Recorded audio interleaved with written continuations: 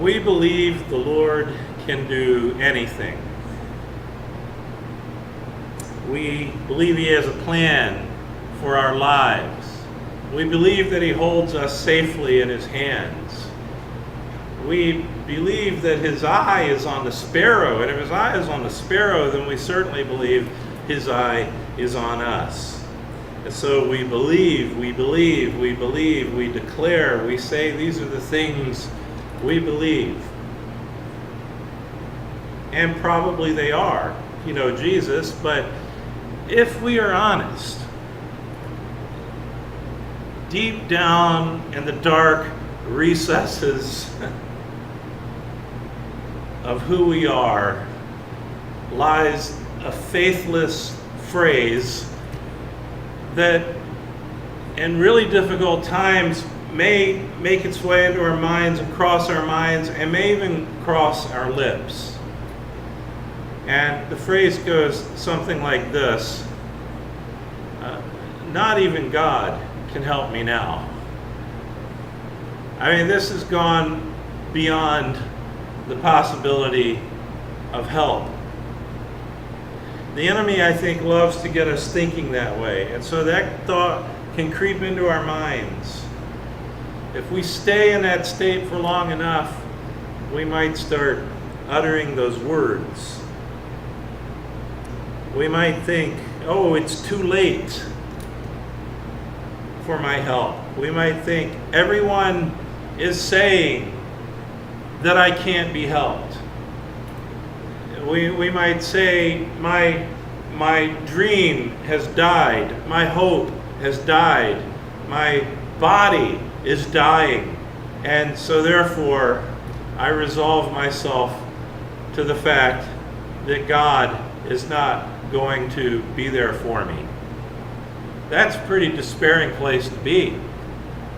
And if you've ever been there, you know what kind of despair that can bring to your heart. But those ideas, it's too late, everyone says, something has died. Time, people's opinions, and death. These are things that seem like roadblocks that may be unsurmountable. Not even the Lord will get through those roadblocks. And Jesus was confronted with those three apparent roadblocks. And I put apparent in their own purpose.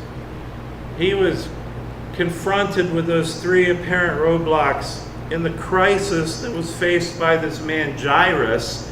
And we saw last week how Jairus came to him, fell before him, and said, my daughter is dying. My young daughter is dying. And what did Jesus do? Jesus headed off, following him to his house. And the implication is that he's going to go heal the girl. In fact, Jairus, in his request, says that come and lay your hands on her so that she may be made well and live. And then it says, and Jesus went with him. But he's going to be confronted, Jairus' situation is, and Jesus is going to have in this situation these three roadblocks that would attempt to keep him from coming to the aid of this man in his time of crisis, in his time of need. There's going to be the roadblock, it's too late. There's going to be the roadblock, everyone is saying it can't be done. And there's going to be the roadblock, she's died. She's died. Can Jesus get through those things? Can he get through those things? Of course he can. And his situation with Jairus shows us that he can. I titled this message, Nothing Stops the Lord. And by that I mean nothing stops the Lord from doing what he wants to do. And this is a case in point. We're going to look this morning in this passage at three roadblocks, three things that may limit our faith but do not limit the Lord. Let me say that again. These are three things that may limit our faith. We may begin to believe the faithless voice that works its way into our thoughts. They may limit our faith, but they do not limit the Lord. Nothing stops the Lord. So the first thing we're going to see here is time does not limit the Lord. Time does not limit the Lord. Now, passing time, when we're hoping the Lord will come through, and time moves on, and on, and on, and you'll hear this message, and you'll go away saying, boy, I've been in my situation for a long time, but it's coming, and then it may go on, and on, and on, and you're waiting. You're waiting on the Lord. And time can make us impatient. Time can lead us to stop waiting and start trying to manipulate everything ourselves. Well, if God's not going to take care of this, I guess I'll do it myself. Kind of situation. Time, passing time, can make us lose hope. But it doesn't stop the Lord from doing what the Lord wants to do in your life. No matter how much time passes by. Jairus came with this great need. Let's just refresh our memories. Verses 22 and 23. Then came one of the rulers of the synagogue, Jairus by name, and seeing him, as he saw Jesus, he fell at his feet. You know what's interesting is this man of high standing, I forgot to mention this last week, this man of high standing and this woman of low standing both fell before Jesus. Before Jesus, like we said last week, there are no VIPs, and anyone that belongs to him is a VIP. We're all equal before the Lord. But he fell before his feet and implored him earnestly, saying, my little daughter is at the point of death. Come and lay your hands on her, so that she may be made well and live. So here's the situation. She is near death. She's not just sick, she's near death. So time is of the essence. And you can just imagine Jairus, he must be, on pins and needles. I hope I make it in time to get him to come back, however long it takes to get back to the house, while she's still alive. Time is of the essence. We got to hurry. There's no time to waste. Let's respond to my request, Jesus, and let's just get moving. And yet, what happens? And he went with him. Verse 24, and a great crowd followed him and thronged about him. So that's got to be slowing him down. The crowd thronging about him. And we know they're all around him, because when the woman comes up to touch him and be healed, comes up from behind, and he says, who touched my garment? And his disciples say, what do you mean who touched your garment? I mean, look around, Jesus. So they must be pressing upon him. It's hard to get moving in a hurry when a crowd is thronging around you like this.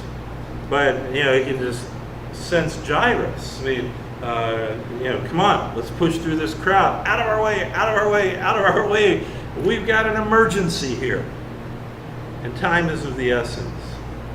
But then this woman comes up to Jesus. She's got this bleeding issue. She's had this issue as long as this man's daughter has been alive, 12 years. And she thinks, if I can just touch the hem of his garment, I can be healed. And so she does that, and instantly she is healed. After spending all her money, all her possessions, all these years on doctors, trying to find a solution to this problem that made her perpetually unclean according to the law, put her in a bad place in society. People wouldn't have wanted to be near her, because to touch her was to also become unclean. And in an instant, by faith, touching the garment of Jesus, she is healed of this malady. And so there she is. And then we see in verses 30 through 32, and Jesus, perceiving in himself that power had gone out from him, immediately turned about in the crowd and said, "Who touched my garments?" And his disciples said to him, "You see the crowd pressing around you, and yet you say, 'Who touched me?'"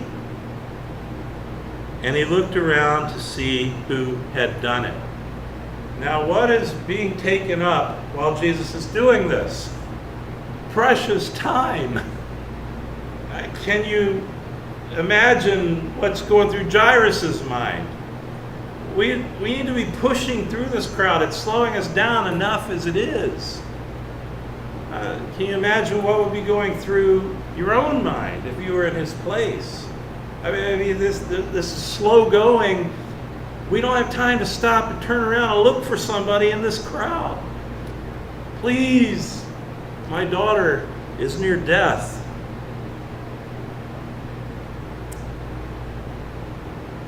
And then came the confirmation that everything going on in Jairus' mind, if it was according to what I just projected, was true. Verse 35, while he was still speaking, and this is Jesus speaking to the woman, he has found her and he is talking to her. While he was still speaking, there came from the ruler's house some who said, "Your daughter is dead. Why trouble the teacher any further?" It's over. It's done. It's too late. And you can imagine Jairus thinking, even the Lord can't help me now. But was it too late? We're going to find out. Well, let me ask you about some other situations where people might have thought it was too late. Was it too late for Abraham? When God had promised, you're going to have a son, and through that son is going to come a nation. And Abraham was blessed and believed, and then waited and waited and waited and waited. He's 70 years old, he's 80 years old, he's 90 years old, he's 100 years old. And Sarah, his wife, is 10 years younger than he, so she's 90 years old. Is it too late to have this promised child? Can even God keep his own promise at this point? And yet we know that he did. It wasn't too late. Or think about Joseph. Joseph, the young man, maybe even a boy at home, having these dreams that come from God, that his family is going to bow before him someday. He's going to be in some position of authority that's going to require them to bow before him, and his brothers, tired of hearing about the dreams and jealous of the fact that Joseph was their father's favorite, sell him to Ishmaelite slave traders, take his coat of many colors, put animal blood on it, take it home to dad and say, Joseph was killed by wild animals, and off Joseph goes to be a slave. And then he becomes an important person in the house of an Egyptian official, but then gets falsely accused of trying to make a move on Potiphar's wife, when he actually fled from her while she was trying to put a move on him. And for doing the right thing, he gets put in prison, and he winds up there for a long time, and he winds up being forgotten there. What happened to the dreams? Is it too late for Joseph? And yet, not to get into that whole story, but let's jump to the end. Pharaoh calls him out of prison and puts him in charge of the kingdom, second in command only to Pharaoh himself. Was it too late for David when he was anointed king as a young shepherd boy? Saul still on the throne, but God, done with Saul, picks David, So there's the promise he's going to be king of Israel, and yet these years pass, and Saul is trying to kill him, and David is fleeing, and he's living out in the woods, sleeping under the stars and in caves, and trying to run for his life. Was it too late for him to be king? He became king. It wasn't too late for him. See, when it seems that all is over, too much time has passed, God's apparently not coming through, we can easily translate that into, even God can't help me now. Was it too late for me as a 31-year-old single man? No prospects on the horizon, desiring to find a wife. All my friends have been married. Some of them have been married and divorced by now. I was the only one. It took all the courage I could muster just to ask somebody out on a date. I was not good at that. I was afraid they'd say no, and then I was afraid they'd say yes. If they say yes, boy, I got to live up to some kind of expectations here. And was beginning to wonder, will it ever happen for me? You know, there are people that God calls to singleness. Am I one of those people? And if that had been the case, that would have been fine. I would have learned to trust the Lord in that. But it wasn't my heart's desire. I can tell you that. Not at that point in life. And then along came Nancy. You know, it's just not too late for the Lord. Time does not limit the Lord. You never know what the Lord might do. It's never too late for him. Just rest in that reality. That doesn't mean that everything that you're sitting there wanting now and wondering if it will ever happen for you doesn't mean it's going to happen the way you're picturing it in your mind.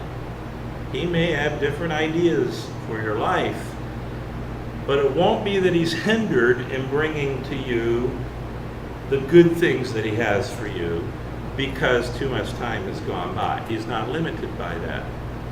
It's not too late for the Lord. Secondly, we see that people's opinions do not limit the Lord. People's opinions do not limit the Lord. Notice what people were saying about Jairus' situation. There in verse 35, the ones who came from his house, your daughter is dead, why trouble the teacher any further? What the voices that are coming from other human lips are saying to him is, this isn't going to happen. And sometimes we let our faith start believing those kinds of voices. It's not just our own thinking, it's too late for me, but it's other people reinforcing that, and we allow them to do it. We look at what happens when Jesus does follow Jairus back to the house. Picking up in verse 38. They came to the house of the ruler of the synagogue, and Jesus saw a commotion, people weeping and wailing loudly. And when he had entered, he said to them, why are you making a commotion and weeping? The child is not dead, but sleeping. And they laughed at him. They laughed at Jesus.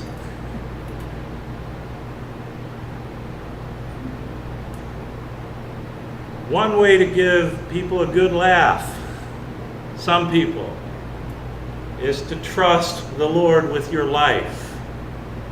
To endeavor to serve the Lord, not just do stuff you like, but to say, I'm going to serve the Lord. I'm going to trust the Lord. They even laughed at Jesus.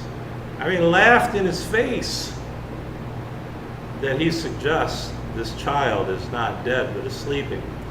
Now, we know that the child physically was dead. These people understood this. They didn't call 911 and then people with equipment come and determine time of death. These people handled this themselves. When people died at home all the time and lay there for viewing in the homes all the time. This was something that they knew about. She was dead. So what does Jesus mean? She's not dead, she's only sleeping. Jesus is saying she's not ultimately dead. She's not permanently dead. She's not dead in the sense that you're not going to see her rise up and walk around again. And to that, they laughed. They laughed.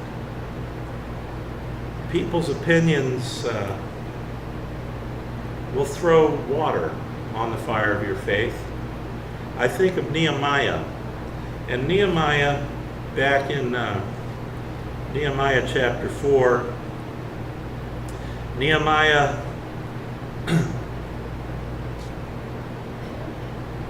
was living out of the land because there had been an exile. People of Israel were in exile. And some people had come from Jerusalem, and he had asked, hey, how's Jerusalem? And they had said, oh, it lies in ruins. And it broke his heart. And he knew it was because of the sins of the people. And so he, on behalf of the people, went to the Lord and said, we, your people, have sinned against you.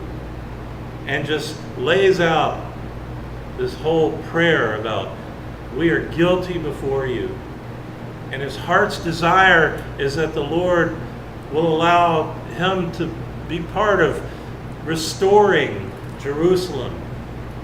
And the king that he's the cupbearer to the king. The king says, why are you looking so sad, Nehemiah? And Nehemiah tells him about this. The king gives him permission to go to Jerusalem, take a contingent, and begin rebuilding the city. And the book of Nehemiah is about rebuilding the wall around Jerusalem. But listen to what he faced. There was, just to mention some names here, when Sanballat the Horonite, I'm reading in chapter 2, and Tobiah the Ammonite servant heard this, it displeased them greatly that someone had come to seek the welfare of the people of Israel. So Sanballat, Tobiah, these are enemies of God's people who love the fact that Jerusalem lies in ruins. And so what happens when Nehemiah comes with his team and they start rebuilding things? Chapter 4, verse 1. Now when Sanballat heard that we were building the wall, he was angry and greatly enraged, and he jeered at the Jews. And he said in the presence of his brothers and of the army of Samaria, what are these feeble Jews doing? Will they restore it for themselves? Will they sacrifice? Will they finish up in a day? Will they revive the stones out of the heaps of rubbish, and burned ones at that? Tobiah the Ammonite was beside him and said, yes, what they are building, if a fox goes up on it, he will break down their stone wall. Hear, O Lord, for we are despised. Turn back their taunt on their heads, and give them up to be plundered in a land where they are captives. Do not cover their guilt, and let not their sin be blotted out from your sight, for they have provoked you to anger in the presence of the builders. So we built the wall, and all the wall was joined together to half its height, for the people had a mind to work. But when Sanballat and Tobiah and the Arabs and the Ammonites and the Ashdodites heard that the repairing of the walls of Jerusalem was going forward, and that the breaches were beginning to be closed, they were very angry. And they all plotted together to come and fight against Jerusalem, and it caused confusion in it. And we prayed to our God and set a guard as a protection against them day and night. It goes on, and yes, things do get rebuilt. The Lord does come through and help the people against these enemies.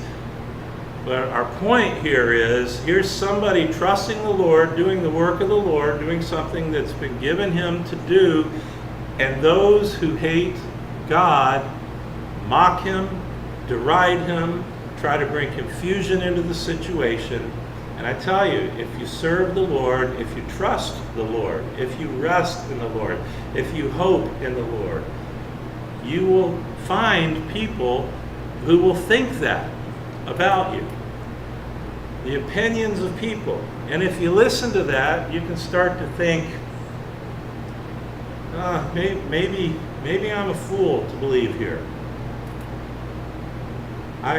Tim Tebow, the Florida Gators great quarterback, didn't do so well in the NFL, is now trying to make it in Major League Baseball. Born again believer, son of missionaries, got to be getting close to 30 years old now, still single, still a virgin. Because he won't sin against his God. I'm sure he sins in other ways, but he has made this commitment. I am staying pure until I am married because that is God's plan. People mock him for that. And to the point that there's this one website that's devoted to helping people cheat on their spouses that put out $1 million bounty on his virginity, saying any woman that can seduce him into bed, we will pay you $1 million if you can prove that it happened. That's a lot of stuff to go up against. Because there are a lot of people who'd like to be handed $1 million. A lot of people without scruples. And yet, he remains waiting for that one that the Lord will bring into his life. D.L. Moody, the great evangelist, Moody Bible Institute, the guy was all over Chicago preaching the gospel, other places in this country, other places in England back in the late 19th century. And we evangelicals today think highly of him. He's one of our heroes. Moody preached the gospel. He was the Billy Graham of his day. You know what they called him in the Chicago newspapers? Crazy Moody. Crazy Moody. Yep. One way to give people a good laugh is to trust the Lord with your life. And like I said, people's opinions will attempt to throw water onto the fire of your faith. Will attempt to snuff it out. Maybe it's because they hate God. Maybe it's because they don't like seeing you so happy. Maybe they're trying to prove some kind of point. Maybe they're convicted of their sin but don't want to admit it as they look at your life. Whatever reason it might be. And I'm not saying everybody out there, you're going to walk out in the street and it's going to be like all these people who are throwing Trump's administration out of restaurants and stuff. We're going to face that everywhere we go. But there will be voices that will try to chip away at the foundation of your faith if you let your faith be seen. But we don't serve Christ or obey him or follow him or trust him to please people.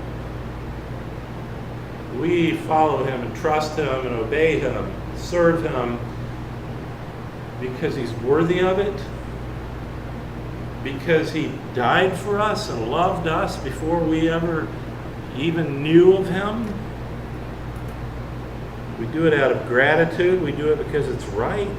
People's opinions don't limit the Lord, so there's no reason for us to let them limit our faith. Time does not limit the Lord. People's opinions do not limit the Lord. And our final thing here, and this is the ultimate thing, death does not limit the Lord. And in one sense, we could have gone straight to that and said, if this doesn't limit the Lord, nothing limits the Lord. Death, our greatest enemy, does not limit the Lord. This girl is dead. She's died. So what's to be done? Like the men said who came from Jairus' house, why bother the teacher anymore? Let him get on to other things because there's nothing to be done here. Your daughter is dead. Nothing says it's over like the finality of death, because it is the most final thing that we face in this life. I mean, Jesus, we've seen him heal the sick. We've seen him cast out demons. We've seen him still a storm, but this seems like a whole nother level. Regeneration of a dead life. Can he do this? Yeah, he can. He can. Look at continuing there in verse 40, after they laughed at him. But he put them all outside and took the child's father and mother and those who were with him. By the way, those who were with him were Peter, James, and John, his inner circle, who always got to go into special situations with him. So he takes these 5 people, Peter, James, and John, and the mother and father of this girl, leaves everyone outside the room, goes in where she was lying dead.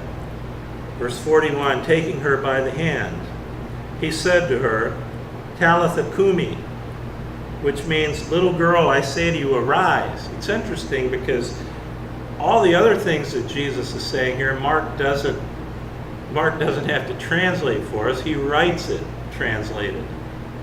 But this is like the words coming out of the mouth of Jesus that brought the dead back to life. He gives us the Aramaic, the way Jesus said it, and then he interprets it or translates it for his readers. So Talitha cumi, which means, little girl, I say to you, arise. And immediately the girl got up and began walking, for she was 12 years of age.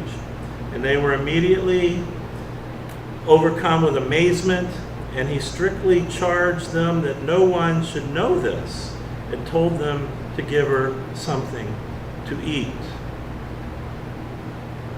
Yeah, he can do this. He can do this. And only 6 people got to witness it. Peter, James, John, Jairus' wife, and the girl who rose from the dead at the command of Jesus. The people who laughed at him, they not only didn't get to see it, Jesus doesn't want them to know about it. It's like he told them she's only sleeping, and he wants them to believe that literally. Oh, I guess she was sleeping. He went in and woke her up. Now, this is what's known as the Messianic secret, theologically, and we see it a lot through the Gospels. Jesus saying, okay, Jesus does this great thing, and then he says, don't tell anybody. And I believe that the reason for that is Jesus wasn't there to prove who he is to skeptical people. He wasn't there to put on a show and entertain anybody. This is not a magic show he's putting on. And he knows those people who mocked him will not be convinced in a faith sense by what he's just done. They will just think it's some amazing thing that we got to see, and let's sell tickets. We can show Jesus doing all these wonderful things. He's not interested in drawing a crowd. He's not interested in getting large numbers of followers for the wrong reasons. And so we see him throughout his ministry saying, don't tell anybody. People inevitably do. It's kind of hard not to if you've just been healed. But that's what he's doing there. Jesus would also raise a widow's son, the widow of Nain. At the funeral, he would raise that son. Jesus would also raise Lazarus, post-funeral, 4 days in the tomb. Death does not limit him. In fact, we know that Jesus himself would be raised from the dead, would conquer the dead. And we've been promised that he is the first fruits of resurrection so that we may follow him in that. And so in some sense, we have a future resurrection coming as well. So if even the finality of death cannot stop him, faith always makes sense. No matter who may be mocking it, no matter how long you're hanging on to it, faith always makes sense. Now, this is not a promise, and I mentioned this before, this is not a promise that Jesus will make everything exactly as we would like it to be in this life. This is not saying, hey, only believe Jesus and he'll make all your family members well, he'll make you well. I mean, you can take that to an extreme and say none of us will ever die, because we all die of something. So that's not what the promise here is. As we grow in our faith, a mature faith recognizes that the Lord can do anything he wants to do. The Lord has a will for our lives, and he is not stopped. If anything stops him in accomplishing his will for our lives, it's us and our lack of faith.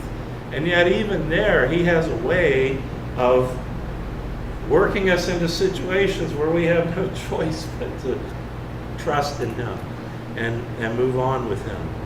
But there's nothing outside of us and nothing that can happen to us that hinders him from accomplishing in us and through us what he wants to do. He's got a plan, and he carries that out. If he had other plans for Jairus, this girl might have had her funeral. Yet Jairus would have had the opportunity to believe in Jesus and to follow him and trust in him for other things.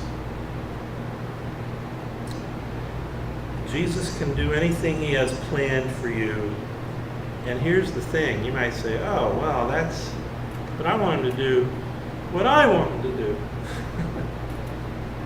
His plans are perfect. They are made with perfect knowledge of everything. His plans are perfect. And so, whatever he's got for you, however he wants to bless you, provide for you, teach you through your trials, or whatever it may be, it is not too late for you, because time does not limit him. And it doesn't matter what anybody else is saying to you or in your hearing about your believing pie in the sky or your, or anything like that. None of that matters to him. It does not hinder him. He is not limited at all by the opinions of people. And even if your dream seems to have died, and your hope seems to have died, and your body seems to be dying, death does not limit him either. He has brought people back from amazing things. And here's the thing, and this is not some kind of a cop-out or something, this is reality. We have this life, and this life we have, this is time and space in which we live, but then there's eternity, which goes on and never stops. And so we don't live our life, and then our life ends, and then we're in eternity. Who we are transitions from time and space into eternity. We're the same person there that the Lord knows here. Not different things about us. I don't know how we're going to look or anything like that, but we're the same person. And so even if it seems that he has not conquered death in our lives, there are things that we will only know when we open our eyes in his presence that will prove to us, oh, death wasn't the end. It wasn't the end that I thought it was. He's not stopped. So whatever you face in life, he says to you what we saw, what we see, he says back in chapter 30, verse 36, to Jairus, when they overheard what these people said, why trouble the teacher any further? What does Jesus say to him? Do not fear, only believe. Do not fear, only believe. Faith is always the right choice. Faith is always the worthy choice. It is wise and it is safe to trust in the one who is not limited by anything that we face. Let's pray. So Lord, we come with our feeble hearts and minds, which are so prone to embracing this, being blessed by this now, and then being distracted by other things before the day is even over. Lord, may we hang on to these truths, this reality that you are not stopped, you are not limited, and may we rest in your plan for our lives and your ability to get it done no matter what. And we pray in Jesus' name. Amen.